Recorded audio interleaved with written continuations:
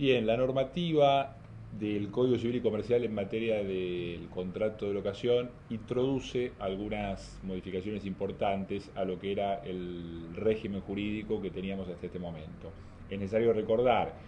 que en Argentina hemos tenido una normativa destinada a la cuestión locativa verdaderamente muy sobreabundante, por momentos caótica, trasvasada en muchos casos por cuestiones o decisiones de política legislativa muy puntuales, ya que no hay que olvidar que el contrato de locación tiene una íncita relación con lo que es el sistema habitacional y con lo que son las crisis habitacionales, ¿no es cierto? Entonces en la Argentina hemos tenido a lo largo del tiempo de vigencia del Código Civil de Vélez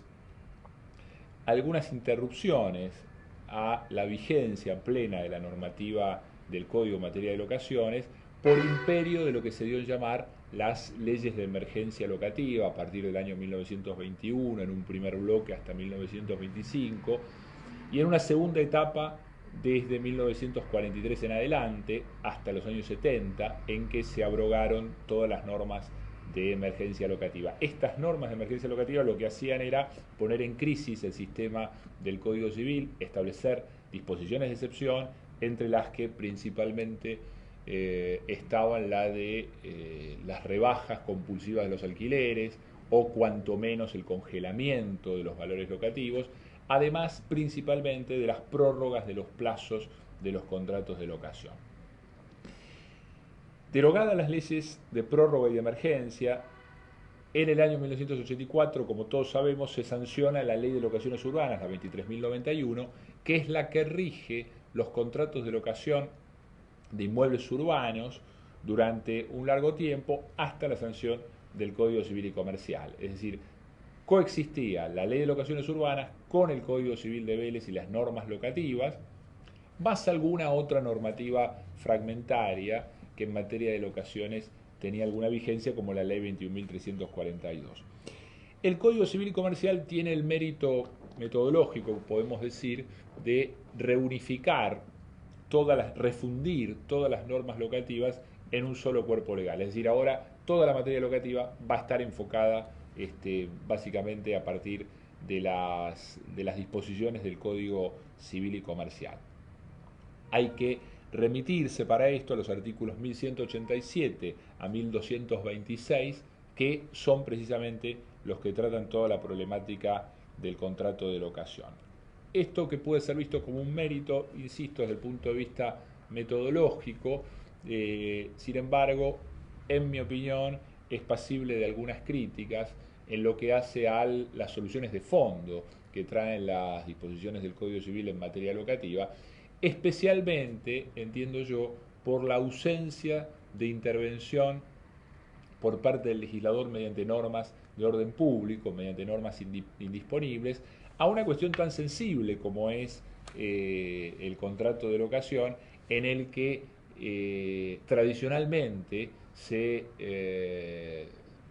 trasluce una suerte de orden público de protección, un orden público económico de protección hacia los locatarios, que son naturalmente la parte más vulnerable del contrato, y así lo han reflejado históricamente las normas en Argentina. Sin embargo, advertimos que en el Código Civil y Comercial hay una ausencia de normas imperativas, lo que conlleva la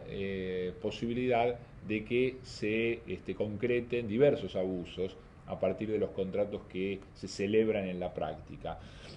Esto lo digo particularmente por advertir como fenómeno en la realidad negocial en los últimos tiempos que el contrato de locación se ha ido convirtiendo cada vez más en un contrato con cláusulas predispuestas, que suele ser aceptado por adhesión por los locatarios, sin posibilidad de discutir el contenido de las cláusulas, sin posibilidad de negociar mayormente las estipulaciones, salvo algunas quizás discusiones paritarias que tienen que ver con el precio y con condiciones muy básicas, pero todo lo que tiene que ver con el clausulado estricto del contrato de locación, la práctica nos revela que es un acuerdo en definitiva preformulado o predispuesto por el locador o bien por el agente intermediario en la actividad inmobiliaria que represente sus intereses. Vamos a ver, quizás a lo largo de esta pequeña disertación, cómo encontramos algunos campos en donde, a mi juicio, el legislador debió haber intervenido, debió haber puesto límites a las estipulaciones surgidas de la libertad contractual o de la autonomía de la voluntad. Yendo concretamente a la pregunta inicial, vamos a tratar de ver algunos aspectos, los principales aspectos en donde advertimos que las normas del contrato de locación han sido modificadas o traen algunas soluciones novedosas respecto a lo que teníamos hasta este momento. En primer lugar, la propia definición del contrato de locación, que antes teníamos en el artículo 1493 y que remitía a una suerte de definición tripartita del contrato de obra, de servicio y de locación de cosas, antes las tres se llamaban locaciones, ahora están perfectamente diferenciadas las tres figuras. El artículo 1187 define adecuadamente al contrato de locación como aquel por el cual una parte le entrega a la otra un bien para el uso y goce temporario a cambio de un precio en dinero. Entonces me parece que esto también ordena de algún modo las normas que van a venir en los artículos siguientes. Con relación al objeto del contrato, encontramos en el artículo 1192 que establece que puede ser objeto de la locación toda cosa cuya tenencia esté en el comercio, es decir, hay una concepción amplia de lo que debe ser el objeto de la locación. Se establece que a falta de pacto en contrario se comprenden también los productos y los frutos ordinarios que esa cosa genere o devengue. Y con relación al precio locativo, allí notamos que mayormente no hay disposiciones sustanciales que sirvan para disciplinar una cuestión tan sensible como es el precio en la locación, y sobre el cual también hemos tenido una cierta historia normativa que es relevante.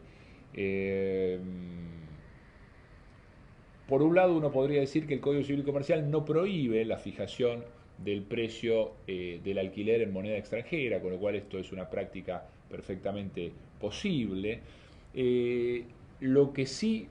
es necesario recordar es que continúa vigente la prohibición de toda forma de repotenciación de deudas o indexación a partir de las normas subsistentes de la vieja ley de convertibilidad 23.928, es decir, que en el contrato de locación hoy por hoy no podemos aplicar índices de precios para actualizar los valores de los alquileres, y en esto el Código Civil no ha innovado en nada. Del mismo modo en que resulta también una práctica plenamente convalidada por la jurisprudencia y la doctrina, y en esto tampoco el Código ha introducido ninguna modificación, la de fijar los alquileres escalonados, la del escalonamiento de alquileres como mecanismo que los negociantes utilizan a los fines de intentar superar las dificultades que supone básicamente la desvalorización monetaria a lo largo de un contrato de locación que mínimamente dura 2 años, ¿no es cierto? Es decir, esta cláusula de escalonamiento de alquileres es una práctica muy usual que no implica necesariamente una repotenciación o actualización mediante índices, por lo tanto no es violatoria de ninguna norma, y en principio no hay razones para pensar que el código la haya vedado o la haya prohibido. De hecho, es un mecanismo en virtud del cual el precio locativo se fija para todo el contrato en una suma determinada y solo se la fracciona en distintos periodos con distintas cantidades a los fines de responder a este designio de las partes de procurar escaparse de los problemas eventuales de depreciación monetaria. Con relación a la forma y prueba del contrato, se ratifica la regla de que el contrato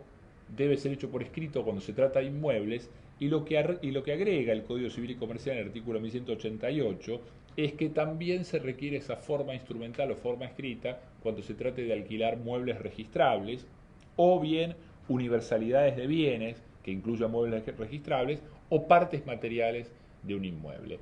Esta forma es una forma meramente probatoria, dado que no incide sobre la validez del contrato y su omisión no trae aparejada la ineficacia, sino que en todo caso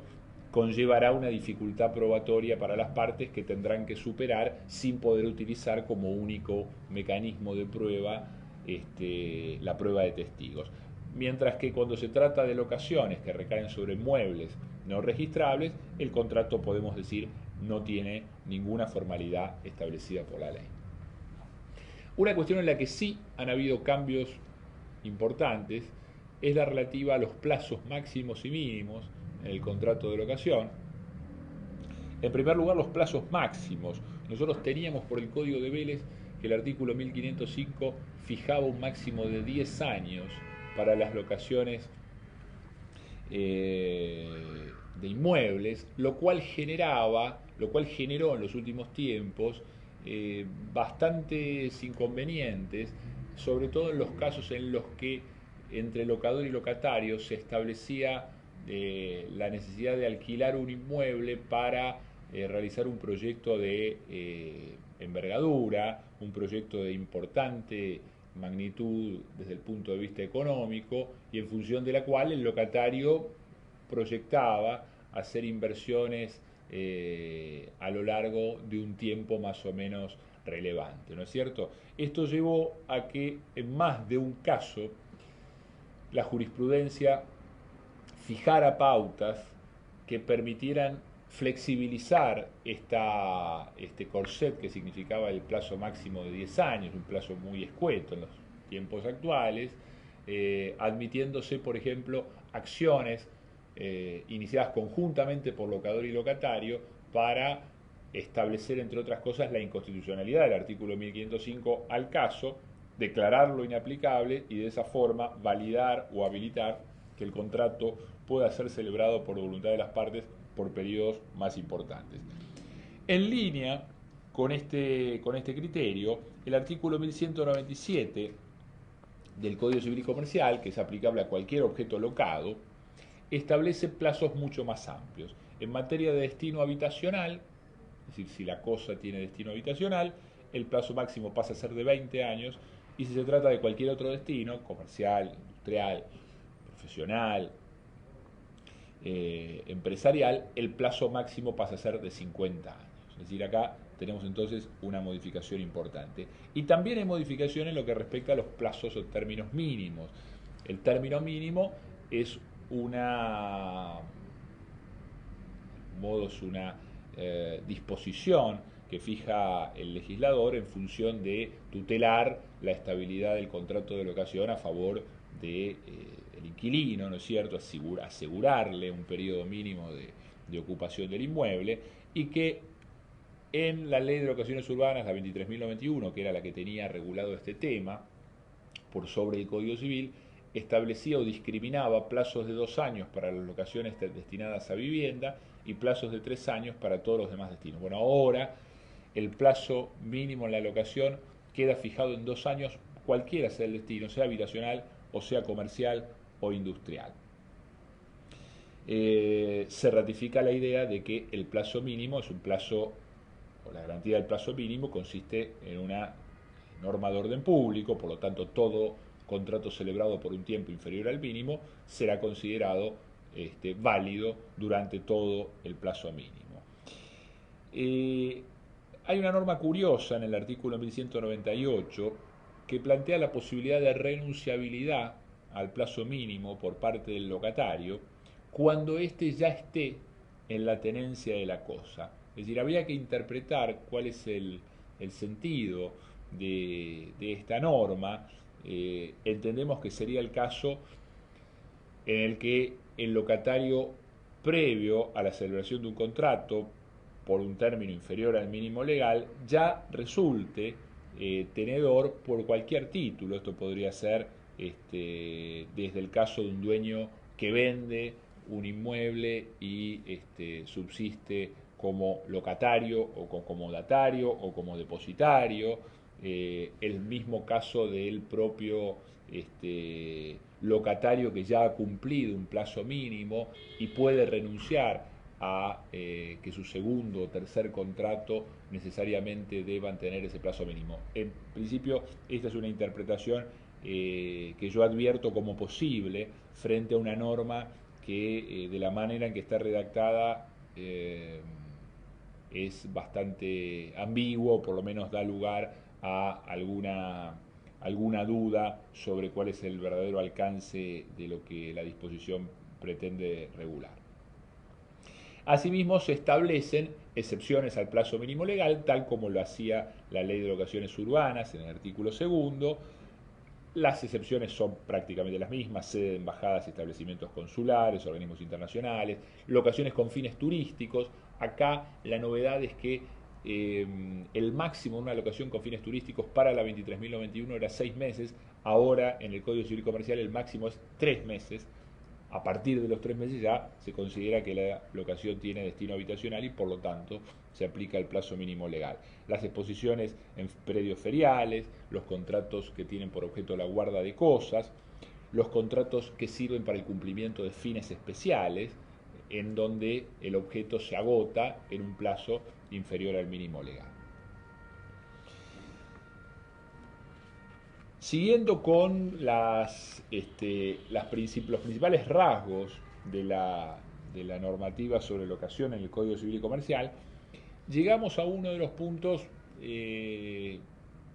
suele traer controversia entre locador y locatario, que tiene que ver con la obligación de mantener la cosa en buen estado. Esta es una obligación que normalmente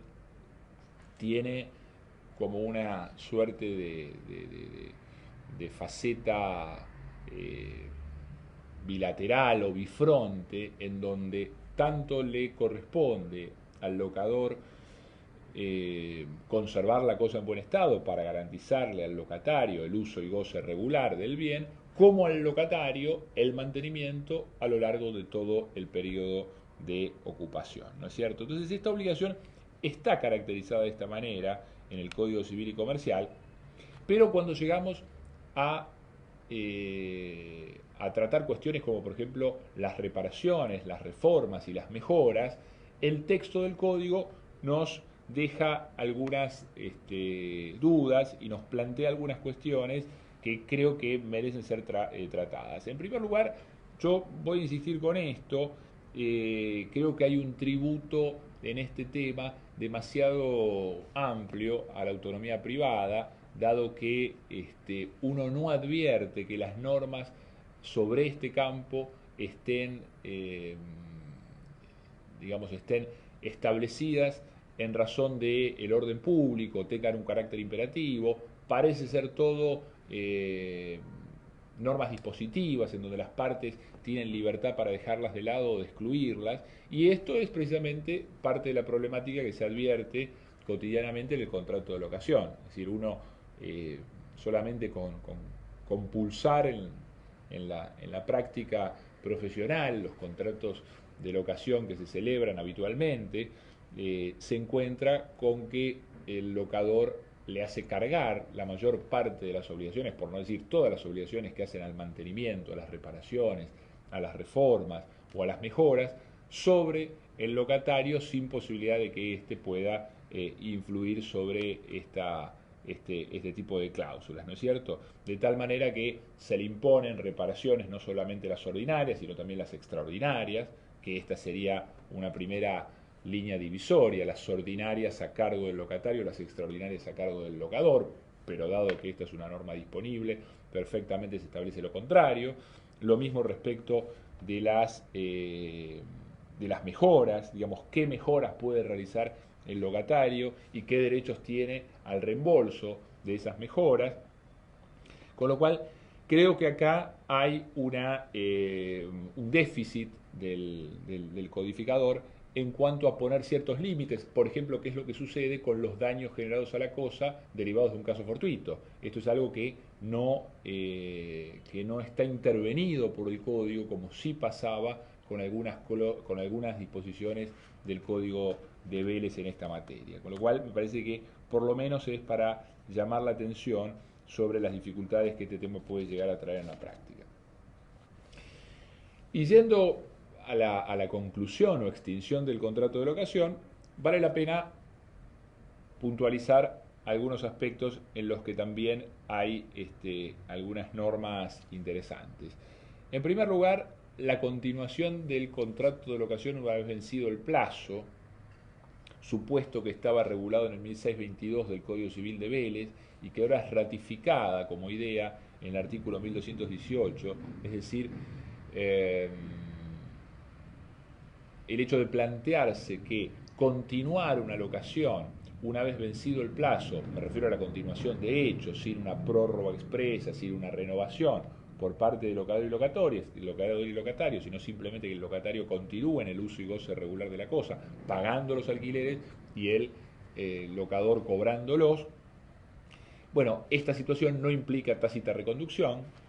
con lo cual se ratifica la regla tradicional y cualquiera de las partes puede dar por terminado, dar por concluido en cualquier momento el contrato mediante comunicación fehaciente. Esto es lo que dice el artículo 1218. Es decir, que el contrato de locación continúa de hecho, esto no implica, insisto, una renovación automática del contrato, ni mucho menos, sino simplemente la continuación hasta que cualquiera de las partes decida extinguirlo.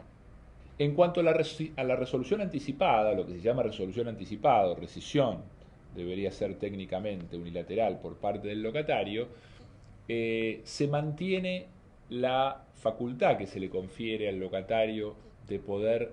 rescindir el contrato en cualquier momento, siempre que hayan pasado por lo menos 6 meses de vigencia.